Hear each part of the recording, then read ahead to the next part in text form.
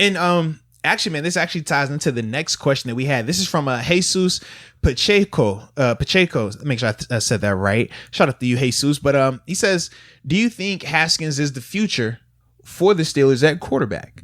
Now, he doesn't say when that future is, not saying that it's this year, next year, whenever, but he says, do you think that Dwayne Haskins could potentially be the future quarterback of the Pittsburgh Steelers, or the future answer at quarterback? You want to go first? I'll let you go first. I know you love your quarterbacks, man. And I made sure the caveat is so that way you don't have to say, well, Ben. Because I said we don't know when it is. So sure, yeah. I sound like a broken record doing that anyway. Appreciate you doing that.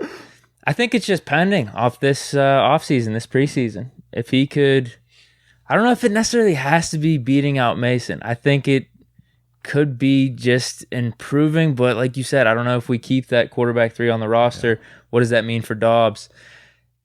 Because this could, like, if Ben stays for an extra 2 or 3 more years, like, that could be the better chance for Haskins as opposed to Mason. Because I think Mason, probably after this year, did we sign an extension for him, though? 1 year. Is it just for this year? Or is it the year following, though?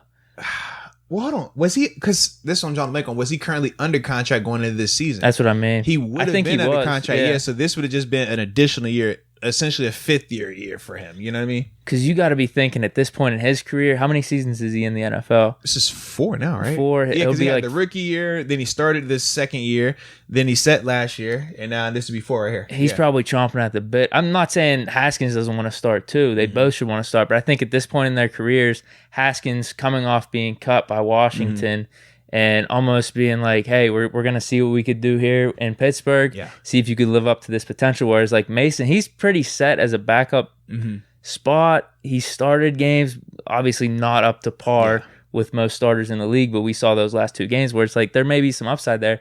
I think he's probably wanting to start sooner rather than later, whereas Haskins, it could benefit him more to sit for a little bit. Sit for like a year or 2. You know what I mean? You know somebody that it did benefit. Now, granted, they haven't come back and necessarily be the starter.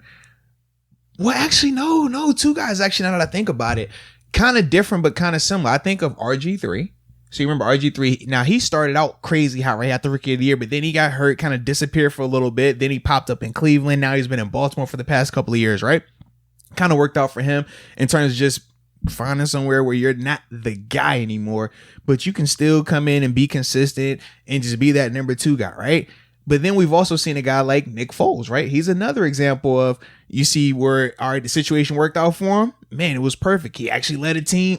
Didn't lead them like the whole way, but obviously postseason wise, he led Philly, got the ring.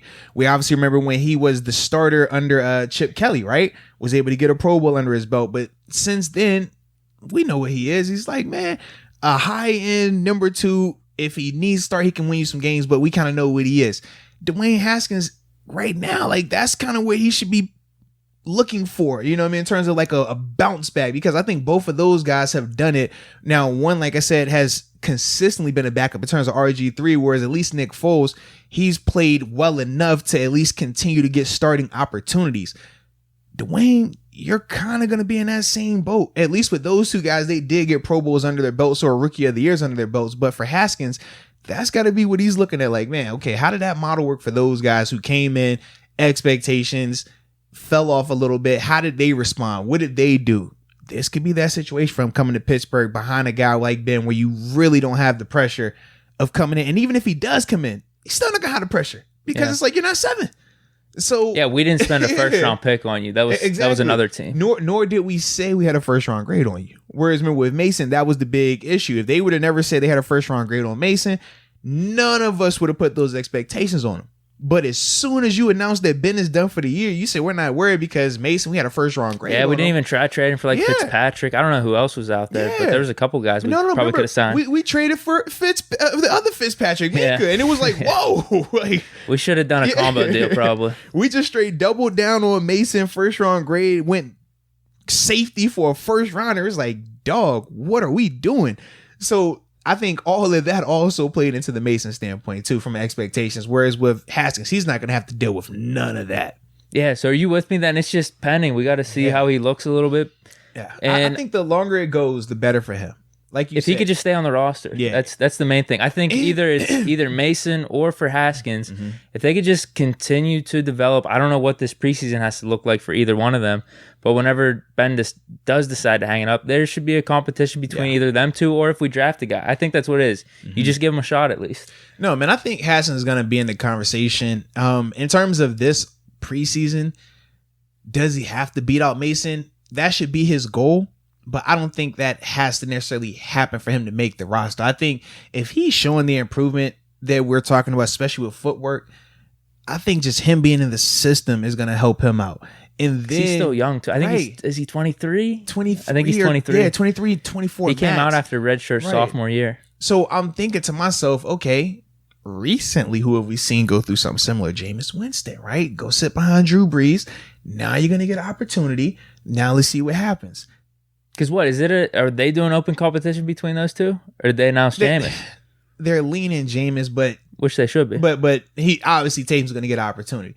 But we all know how that's going to play out in terms of who we feel is the better quarterback between those two.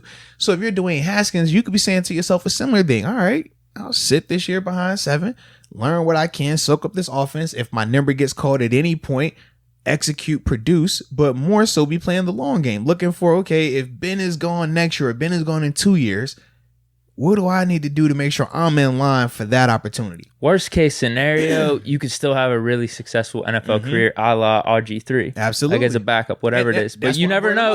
Like you said, you never know. In 3, 4, 5 years, all you need is that one shot. And there's no doubt you have the talent. If you could just work on some of those things like footwork, some of those details and whatnot. Yeah, because like some people don't have the talent. That's when it's alarming. With him, it's like, bro, you have everything. And for the people, like I said, that talk about your reads, like, no, you make good reads. You have bad footwork. It's not consistent, and that makes some of your throws sail on you or go short. And then it's just like, bro, what are you doing? Now, we're not saying that he doesn't have a bad read here or there, but every quarterback is a bad read. We talked about that with 7 at times, where it's like, you don't have to force that in there. Regardless of what you thought or what you were looking at, that's just not a good throw. We've talked about that with him. We talked about that with numerous quarterbacks. So that's the other thing, right? Because people feel like, oh, if we could just point out 1 or 2 plays where it was a bad read, that means he can't read. It's like, no, that's not the case either. But as a whole, the footwork part, footwork for him, man. So yeah, we're just thinking he could get a shot. Yeah, he could get a shot to be in the future if he could stay on the roster. Yeah, continue to improve. Play. That's who knows? I think we're not writing it off anyway. Play the long game though. Play the long game. All right, but yeah, shout out to you, Jesus, for that question.